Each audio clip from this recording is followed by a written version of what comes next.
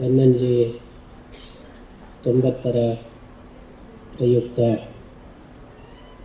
ವಿಶ್ವ ನಮನ ಕಾರ್ಯಕ್ರಮದ ಈ ಒಂದು ಅವಭೃತ ಸ್ನಾನದಲ್ಲಿ, ಜ್ಞಾನ ಸ್ನಾನದಲ್ಲಿ ನಾವೆಲ್ಲರೂ ಕೂಡ ಇವತ್ತು ಮುಳುಗಿ ಧನ್ಯತೆಯನ್ನು, ಉಲ್ಲಾಸವನ್ನು ಅನುಭವಿಸ್ತಾ ಇದ್ದೇವೆ. ಇದೊಂದು ಸನ್ಮಾನಗಳಲ್ಲಿ ಸನ್ಮಾನ್ಯವಾದಂತಹ ಒಂದು ಸನ್ಮಾನ. ಅನೇಕ ಸನ್ಮಾನಗಳನ್ನು ನಾವು ನೋಡ್ತೇವೆ. ಅನೇಕ ಅಯೋಗ್ಯರಿಗೆ ಸನ್ಮಾನವಾಗುವುದೇ ಜಾಸ್ತಿ.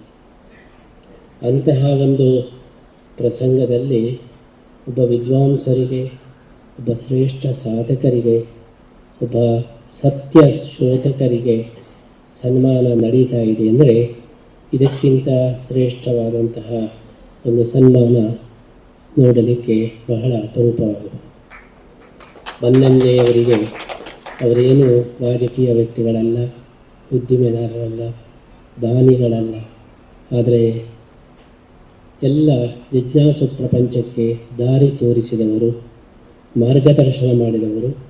ಅಂಥವರ ಗುರುತಿಸುವಿಕೆ, ಅಂಥವರ ಒಂದು ಸನ್ಮಾನ ಅದು ಇಡೀ ಸಮಾಜಕ್ಕೆ ಸಂದಂತಹ ಸನ್ಮಾನ, ಜಿಜ್ಞಾಸು ಪ್ರಪಂಚಕ್ಕೆ ಸಂದಂತಹ ಸನ್ಮಾನ ಎಂಬುದಾಗಿ ನಾವು ಭಾವಿಸ್ತಾ ಇದ್ದೇವೆ. ಅದು ಕೂಡ ಅತ್ಯಂತ ಔಚಿತ್ಯಪೂರ್ಣವಾದಂತಹ ರೀತಿಯಲ್ಲಿ ಈ ಒಂದು ವಿಶ್ವ ನಮನ ಕಾರ್ಯಕ್ರಮ ನಡೆದಿದೆ. ಹೇಗೆ ವೀರೋಚಿತವೋ ಹಾಗೆ ಜ್ಞಾನೋಚಿತವಾದಂತಹ ಒಂದು ಸನ್ಮಾನ ಈ ವಿಶ್ವ ನಮನ ಕಾರ್ಯಕ್ರಮ ಎಂಬುದಾಗಿ ನಾವು ಭಾವಿಸ್ತಾ ಇದ್ದೇವೆ.